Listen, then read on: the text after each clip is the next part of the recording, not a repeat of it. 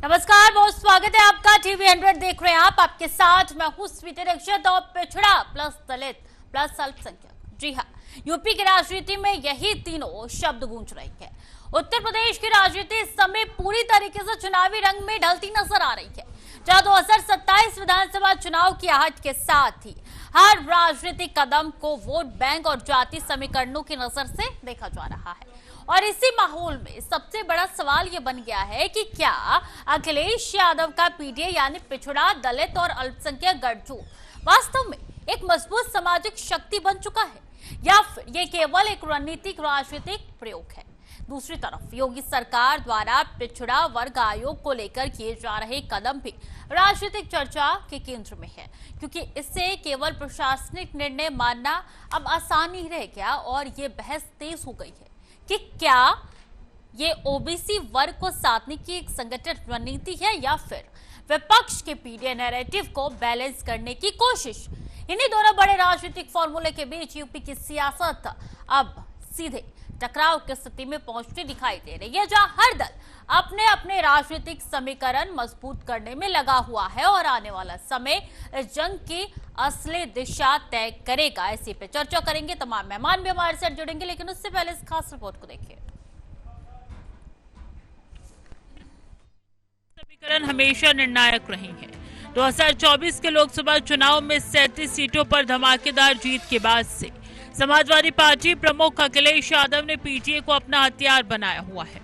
PDA यानी पिछड़ा दलित और अल्पसंख्यक फॉर्मूले का वो दिन रात जाप करते देखे गई हैं। कहा गया है कि इनसे बीजेपी की सोशल इंजीनियरिंग को गंभीर चुनौती दी। अखिलेश दावा करते हैं कि बीजेपी आरक्षण विरोधी है और ओबीसी अधिकारों को कमजोर कर रही है। 2024 के चुनाव में सपा को जिस तरीके से गैर यादव पिछड़ों और दलितों के वोट मिले, उससे भाजपा की चिंता बढ़ी। अखिलेश का फॉर्मूला पीडीए पिछड़ा प्लस दलित प्लस अल्पसंख्यक।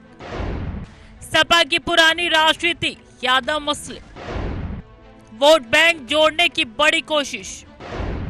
2027 चुनाव में नया सियासी नैरेटिव, बीजेपी पर सीधा जातीय दबाव।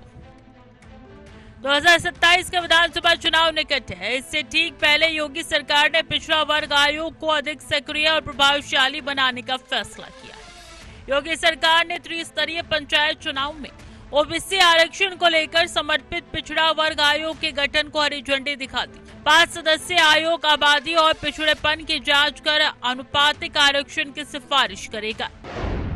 योगी सरकार का बड़ा प्रशासनिक कदम, पिछड़ा वर्ग आयोग का पुणे गठन।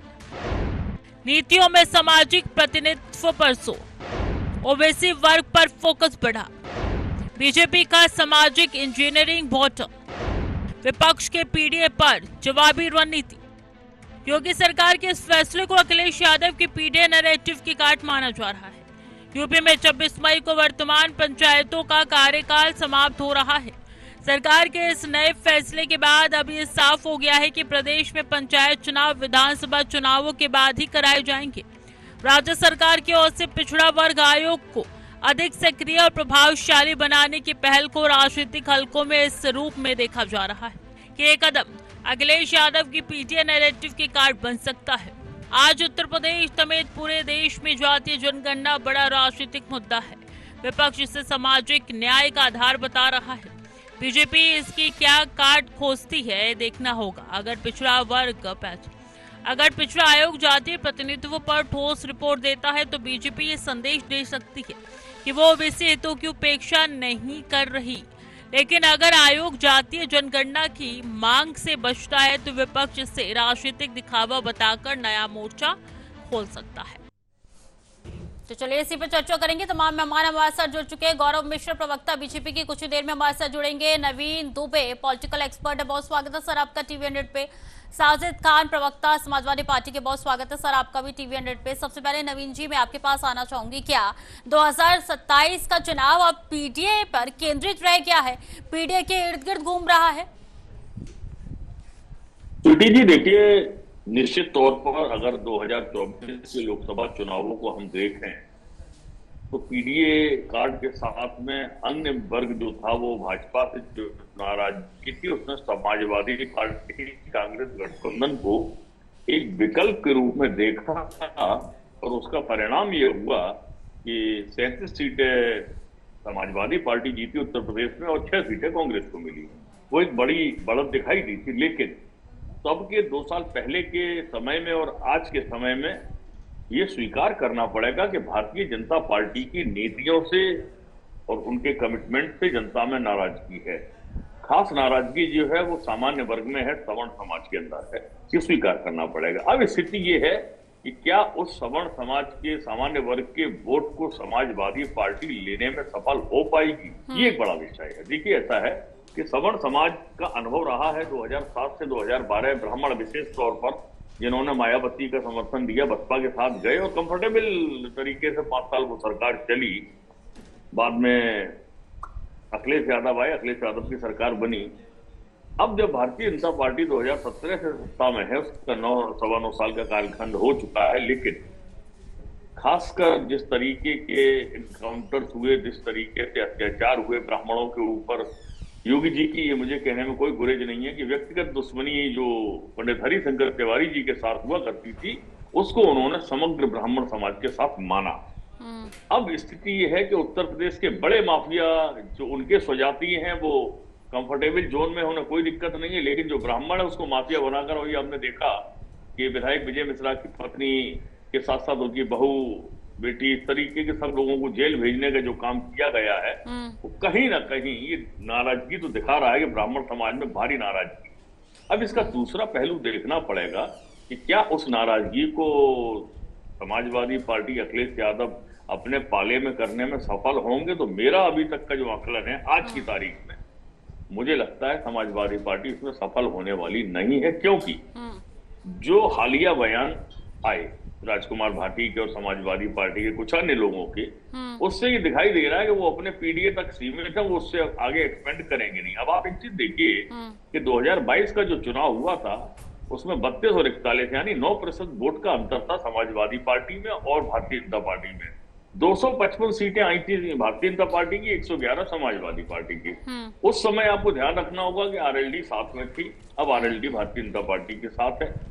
अन्य जो बसपा था, बसपा का करीब 12-12.5% से अधिक वोट परसेंट था, उसके पास विधानसभा में एकमात्र सीट आई थी। वहीं कांग्रेस के 2.7% वोट के साथ में 2 सीटें उनको मिली थी। अब गठबंधन समाजवादी पार्टी किसके साथ करने जा रही है, ये देखने वाली बात होगी। अभी कुछ क्लियर नहीं है कि कांग्रेस के साथ उनका गठबंधन होगा कि नहीं होगा। बसपा ने अभी पत्ते नहीं खोले हैं, बसपा का गठबंधन किसके साथ होगा, क्या बसपा और कांग्रेस का गठबंधन होगा उत्तर प्रदेश में, या बसपा अकेले चुनाव लड़ेगी। असमंजस काफी ज्यादा नजर आ रही है। अभी तस्वीर साफ नहीं है, लेकिन एक चीज बड़ी मैं जिम्मेदारी के साथ कहूंगा कि जीती हुई बाजी जो समाजवादी पार्टी के हाथ में अभी पिछले 8-10 दिन तक पहले तक दिखाई दे रही थी, अब वो रेत की तरह फिसल चुकी है।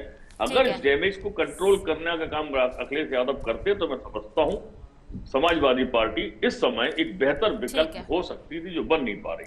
साजिद खान जी, जीती हुई बाजी हारती हुई नजर आ रही है समाजवादी पार्टी, क्या? अनम्यूट करके फिर अपनी बात रखिए, आपकी आवाज नहीं मिल पा रही। समाजवादी पार्टी और इंडिया गठबंधन ने लोकसभा में बड़े अंतर से जीत हासिल की थी, और जो भारतीय जनता पार्टी बात कर रही थी कि हम 400 के पार आएंगे और संविधान को क्रैश कर देंगे, संविधान को खत्म कर देंगे, वो भारतीय जनता पार्टी 2 बाबुओं की बैसाखी के सहारे चल रही है, चंद्रबाबू जी और एक नीतीश बाबू। तो आप अगर लोकसभा चुनाव का ही रिजल्ट देखेंगे तो उसके बाद भारतीय जनता पार्टी का लोकसभा के चुनाव में 65,91,099 वोट कम हुआ था, और समाजवादी पार्टी का वोट 1,39,18,166 वोट बढ़ा है। और 2024 के मुकाबले समाजवादी पार्टी बहुत मजबूत स्थिति में है 2027 में, और भारतीय जनता पार्टी किसी भी मोर्चे पर सफल नहीं हुई, हर जगह विफल हुई। जो जनता से वायदे किए, चाहे बेरोजगारी का मामला हो, लेकिन दूसरी बार सरकार तो बना ली सर बीजेपी ने। दूसरी बार सरकार तो बना ली बीजेपी ने, चाहे सफल हुई हो या असफल। देखिए सरकार कैसे बनाई हो, कैसे चल रही है, ये सब जानते हैं। वो तो 400 का नारा दे रहे थे। 10 मार्च 2024 को सबसे पहले अधिसूचना नहीं लगी थी और अनंत कुमार हेगड़े एक कर्नाटक के सांसद थे, उन्होंने कहा हम 400 सीटें लाएंगे, संविधान क्रैश कर देंगे। उसके बाद मेरठ से उस समय प्रत्याशी थे जो सांसद है अरुण गोविल, उन्होंने भी यही नारा दिया। और उसके बाद जो है वो फैजाबाद के सांसद थे अयोध्या के लल्लू राम जी, उन्होंने भी यही नारा दिया। लल्लू राम जी तो बेचारे हार भी गए, अनंत कुमार हेगड़े जी का भी यही हाल हुआ। अरुण गोविल जी को कैसे जिताया गया है ये सारे लोग जानते हैं, मीडिया हम लोगों से ज्यादा बेहतर जानती है कि क्या हुआ है वहां, किस तरीके से जिताया गया है। तो देखिए समाजवादी पार्टी जो भी पीड़ित है वो पीडीए है, और समाजवादी पार्टी ने सबसे बड़ा पद जो होता है नेता प्रतिपक्ष का, वो श्री माता प्रसाद पांडे जी को दिया है। जो विपक्ष के पास कैबिनेट का जो पद है वो नेता प्रतिपक्ष है, और समाजवादी पार्टी के राष्ट्रीय अध्यक्ष जी ने, माननीय श्री अखिलेश यादव जी ने उस पद को किसी और को नहीं दिया, वो श्री माता प्रसाद पांडे जी को दिया। और ब्राह्मणों के सम्मान में या कोई भी समाज हो, जहां जहां जो पीड़ित है, चाहे गोरखपुर के तिवारी जी का परिवार हो या और भी जो परिवार हो, जहां जहां भी जो भी पीड़ित है जिस समाज का, समाजवादी पार्टी उसके साथ खड़ी है, उसके लिए लड़ाई लड़ रही है। अभी ज्वेलर्स ने अपना दर्द बताया, वो तो बेस वोट हुआ करते थे भाजपा के, लेकिन उनको भी बहुत तकलीफ दी जा रही है, उनका भी कारोबार चौपट किया जा रहा है, उनको भी जो हमेशा उनके साथ जुड़े रहे। तो भारतीय जनता पार्टी ने जिन लोगों ने उन्हें वोट दिया, जो उनके साथ रहे, उनको उन्होंने नुकसान किया है, उनको उन्होंने बर्बाद किया है, चाहे वो कोई भी समाज हो या कोई भी कारोबारी हो, उनके केवल चंद कारोबारी हैं, बस उनको मजबूत करने के लिए अभियान चला रहे हैं। अभी भी कॉन्फिडेंस काफी नजर आ रही है समाजवादी पार्टी में, लेकिन दूसरी तरफ अगर इससे तरह हट के बात की जाए तो जो गैर यादव वोटर्स है, क्या वो अभी भी बीजेपी के खेमे में है, और ओबीसी को साधने के लिए क्या कुछ बीजेपी के नए कदम उठा सकती है, या किस तरीके से 2027 के चुनाव पे प्रभाव देखने को मिलेगा? नहीं, देखिए 2-3 चीजें हैं। कुर्मी समाज को मंत्रिमंडल विस्तार में कोई बहुत विशेष स्थान नहीं मिला, निश्चित तौर पर नाराजगी है। वो वोट भाजपा से खिसक के स्लाइड होगा और सपा की तरफ जाएगा, इसमें कोई संदेह की बात नहीं है। दूसरा, मौर्य समाज का वोट आता है। क्या केशव प्रसाद मौर्य के पास कोई बड़ा पद है या उनके समकक्ष कोई नेता खड़ा किया गया वहां पर?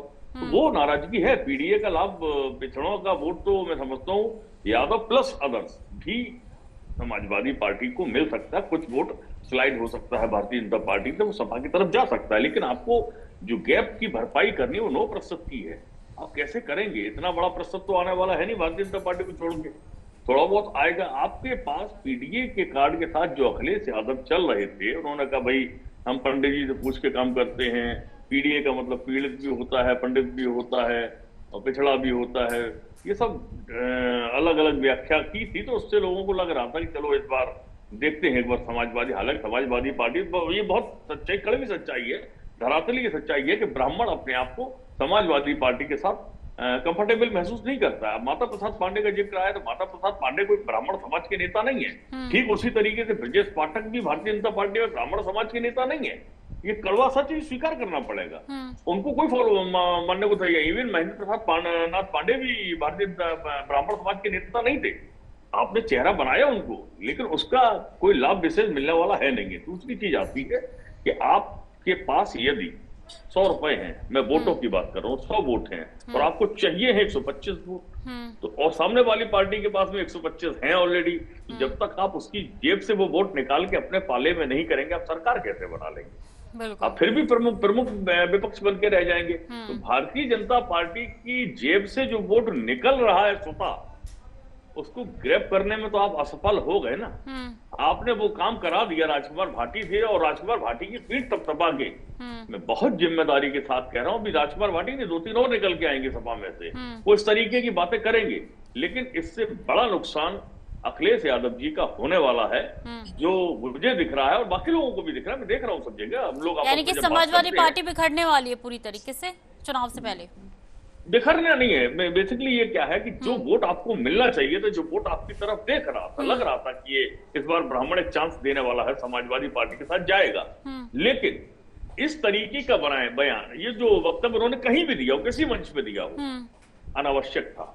अब अनावश्यक को जब सोशल मीडिया पर भाजपा के आईटी सेल लेकर आई, उसने बहुत कायदे से हिट किया लोगों को, गांव देहात में ले जाकर जब वहां पर वो कन्विंस हो रहा है, एंड्रॉइड पे लोग देख रहे हैं, तो क्या उसका कोई बड़ा काउंटर समाजवादी पार्टी दे पाई? पूरी तरीके से असफल हुई है। शीर्ष नेतृत्व को भले ही कुछ नहीं करती, आपको राजकुमार भाटी को दादरी लड़ाना है, लड़ाइए, कोई दिक्कत नहीं, और कद बड़ा कर देते, लेकिन 2 महीने के लिए आपको पद से उनको हटाते और ये कहते कि मैंने ये सांकेतिक दंड दिया है, ब्राह्मण समाज का, एक सवर्ण समाज का, किसी अन्य समाज का अपमान करने की इजाजत समाजवादी पार्टी किसी को नहीं देती है। समाजवादी पार्टी समग्र समाज को साथ लेके पीडीए के नारे के साथ चलेगी, तो मैं समझता हूँ बहुत अच्छा मैसेज चला जाता, लेकिन वो अब देने में आपने बहुत देर कर दी है। यानी कि नाम पीडीए का है, लेकिन काम जमीनी स्तर पर पीडीए का नजर नहीं आता है। नवीन जी स्वीटी जी, यानी कि नाम पीडीए का है, लेकिन काम जमीनी स्तर पर नजर नहीं आता है।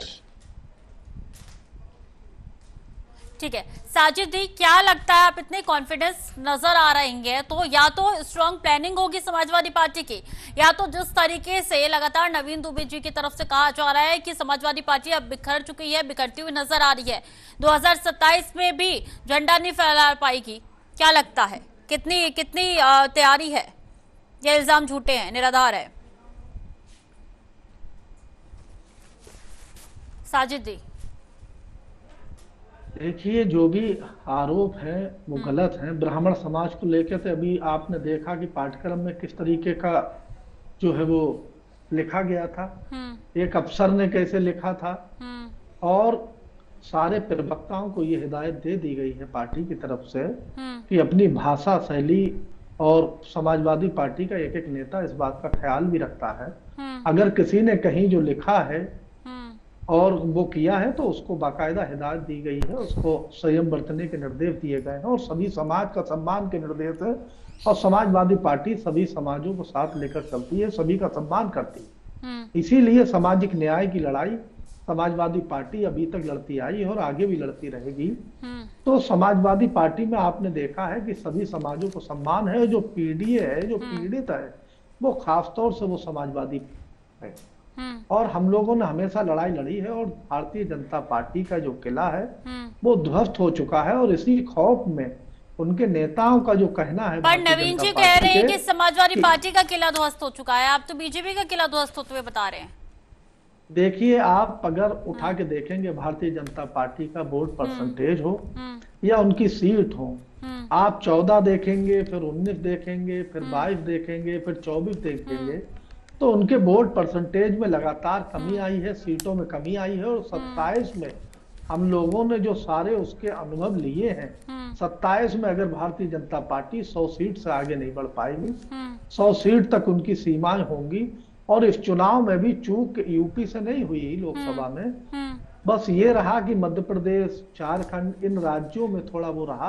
अगर कहीं इन राज्यों में भी इंडिया गठबंधन हम लोग मजबूती से लड़ जाते या समाजवादी पार्टी मजबूती से लड़ती इंडिया गठबंधन के साथ, तो भारतीय जनता पार्टी की सरकार कभी नहीं बनती।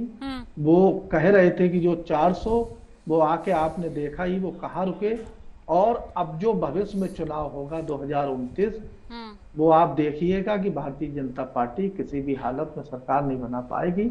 देश की युवा से लेकर, किसान से लेकर, महिलाओं से लेकर सब जो है वो खपा है, सबका आप देख ही रहे हैं कि सरकार जहां वो बनाते हैं, भले ही वो डबल ट्रिपल इंजन की बात करते हो, लेकिन जहां सरकार बनाते हैं वहां अराजकता होती है, वहां रोजगार नहीं होता, वहां शांति नहीं होती, सुरक्षा नहीं होती, अपराध बढ़ जाता है, महंगाई बढ़ जाती है। ये आपने हर राज्यों का आप डाटा उठा के देख लीजिए, और एनसीआरबी का रिकॉर्ड अगर उठा के देखेंगे यूपी का ही, तो आप देखेंगे कि कितना क्राइम बढ़ा है, महिलाओं के साथ कितना क्राइम बढ़ा है, और चाहे हाथरस की घटना हो। गौरव मिश्रा जी हमारे साथ जुड़ चुके हैं, उन्हीं से आपके सवालों के जवाब ले लेते हैं। बहुत स्वागत है गौरव मिश्रा जी टीवी 100 पे। आरोप लगातार ये लगाए जा रहे हैं कि अब बीजेपी का जो झंडा है वो गिरने वाला है, ध्वस्त होने वाली है बीजेपी समाजवादी पार्टी की तरफ से, और साथ साथ एक सवाल जो उठ रहा है वो पिछड़ा आयोग को लेकर, क्या पिछड़ा आयोग पीडीए को मात दे पाएगा? अनम्यूट करके अपनी बात रखिएगा, आवाज नहीं मिल पा रही।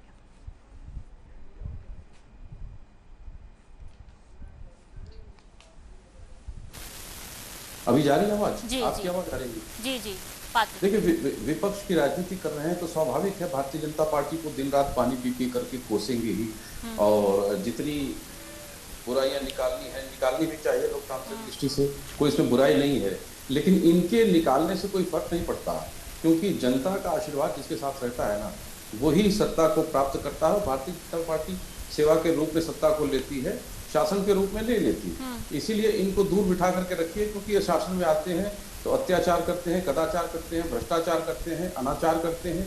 इसलिए जनता इनकी सच्चाई को जानती है, मुद्दे इनके पास है नहीं, ट्विटर का वार खेलते हैं और ये मौके के इंतजार में ताक पे रहते हैं कि कब विभाजनकारी नीति अपनाई जाए। पीटीए कर रहे हैं, पीटीए क्या है? विभाजनकारी नीति तो है। ये जनता को, समाज को आपस में बांट करके राजनीति करना चाहते हैं, और जब समाज बंटना नहीं चाहता है। आप देखिए किस तरह से आसाम में, पश्चिम बंगाल में, हरियाणा में, बिहार में, महाराष्ट्र में जिस तरह से मैंडेट, यहाँ भी उत्तर प्रदेश में भी आप उपचुनाव के परिणाम देखिए तो किस तरह से जनता ने आशीर्वाद दिया भारतीय जनता पार्टी को। और जो थोड़ी बहुत कसर रह रही थी 2024 में, पर वो कह रहे हैं कि चुनाव ही नहीं होता, चुनाव के नाम पे सिर्फ धोखाधड़ी हो रही है। अब ये देखिए, चुनाव जनता का विश्वास जीत नहीं पा रहे हैं। जहाँ इनकी सरकार बन रही है, तेलंगाना बन रही है तो वहाँ ठीक है, केरल में बन रही है तो वो ठीक है। जहाँ जिन प्रदेशों में विपक्षियों की सरकार बन जाती है वहाँ कोई प्रॉब्लम नहीं होता, ना ईवीएम में कोई खराबी होती है, ना इलेक्शन कमीशन में कोई खराबी होती है। ये जहाँ हारते हैं तो रोना शुरू करते हैं, तो विक्टिम कार्ड निकाल करके खेलना शुरू करते हैं, और वो भी एजेंडा ये बाहर का चला रहा है। विदेशों से जो एजेंडा इनको मिला है उसको डिजाइन करने का काम कर रहे हैं कि भारत में लोकतंत्र नहीं है, जबकि जनता में कहीं कोई किसी भी प्रकार का आक्रोश नहीं है, कोई विद्रोह नहीं है। और जिस तरह से विकास के कार्य चल रहे हैं, सबसे अंतिम और कमजोर व्यक्ति तक सरकार की योजनाएं पहुंच रही है। ये अपने आप में इस बात का प्रमाण है कि विकास हर तरफ हो रहा है और दुनिया देख रही है, और आंकड़े भी बता रहे हैं, ऐसा नहीं कोई चीज छुपा हुआ है। और एक भ्रष्टाचार का कोई मुद्दा ये निकाल नहीं पाए आज तक। आज इतने वर्षों से सरकार चल रही है, चाहे केंद्र में हो, उत्तर प्रदेश में हो, तो ये जनता महसूस कर रही है, योजनाएं पहुंच रही है, इंफ्रास्ट्रक्चर के बड़े बड़े प्रोजेक्ट्स आ रहे हैं, हेल्थ के सेक्टर में, एजुकेशन के सेक्टर में, एम्प्लॉयमेंट के क्षेत्र में, सभी क्षेत्रों में बहुत व्यापक बदलाव हुआ है। साजिद जवाब दीजिए इसका। से पूछना चाहता हूँ भारतीय जनता पार्टी के जो हमारे साथी हैं, अधिवक्ता साथी, ये बताएं 33.9 लाख करोड़ रुपए का ग्लोबल इन्वेस्टर मीट हुआ था। उस ग्लोबल इन्वेस्टर मीट में यूपी में कितने उद्योग लगे हैं? जरा 20 उद्योगों के नाम बता दें। ये बता दें 2 करोड़ युवाओं को रोजगार देने की बात हुई थी, वो कितने लोगों को रोजगार दिया गया? आऊंगी गौरव जी। वो ये बता दें कि महंगाई कम करने की बात कही थी, कितनी महंगाई कम हुई है? विदेशों में साख बढ़ाने की बात गई थी, तो जंजीरों में कैद होकर अमेरिका की फ्लाइट से भारत की धरती पर, जमीन पर लोग क्यों उतरे? कहां पर हमारी जो है वो साख बढ़ी है? पाकिस्तान जैसा छोटा सा मुल्क जो हमारे सामने कहीं नहीं टिकता है, कि हमारी भारतीय सेना अगर अपने शौर्य का पराक्रम दे दे तो 8 घंटे में नेस्तो नाबूद हो जाए, वो विदेशों में जो है वो लोगों के सुलह करा रहा है। आप कह रहे हैं कि सोना मत खरीदिए आप, क्योंकि ये पहले ही आपने कहा कि हम मंगलसूत्र तक नहीं पहनने देंगे, चुनाव में इस तरीके की आपने बातें की थी। आज आप कह रहे हैं कि सोना खरीदना बंद कर दिए। कैसे जो परंपराएं चली आ रही हैं, लोग अपने बच्चों की शादी करना चाह रहे हैं, आप कह रहे हैं तेल नहीं। आप देश को कहां ले आए हैं? आपका जो है वो समाजवादी पार्टी के लोग तो पहले ही कहते थे, तो सर ये सब तो युद्ध के चलते हो रहा है ना। तो देखिए, युद्ध के चलते नहीं हो रहा है, कहीं ना कहीं हमारी नाकामियां हैं। अच्छा। क्या विदेश हो, करप्शन का मामला हो, सूत्र बता रहे हैं आपको। बॉन्ड के माध्यम से देखिए हम लोग कहाँ हैं, हमारे पास क्या भंडार है, ठीक है हम गौरव क्या जी, व्यवस्था कर पाए? चलिए ठीक है गौरव जी जवाब दीजिए फटाफट। आप बात कर रहे हैं कि हम 10 साल, 11 साल, 12 साल हो गए, हमारे पास क्या भंडार है? हम तेल के साधन क्यों नहीं कर पाए? गौरव जी धोखा हो रहा है जनता के साथ, सोने की स्थिति के साथ। हम सोना अपना बैंक में रखाएंगे तो देश में क्या बचेगा? चलिए ठीक है साजिद जी, कर्ज लेते गौरव जी फटाफट, धोखा हो रहा है जनता के साथ, नागरिक अंधेरे में रखा जा रहा है, कर्ज का बोझ बढ़ता जा रहा है। डॉलर ठीक है साजिद जी, अब जवाब ले लीजिए, शांत हो जाइए साजिद जी, साजिद जी शांत हो जाइए। गौरव जी फटाफट जवाब, अनम्यूट करके बात रखिए।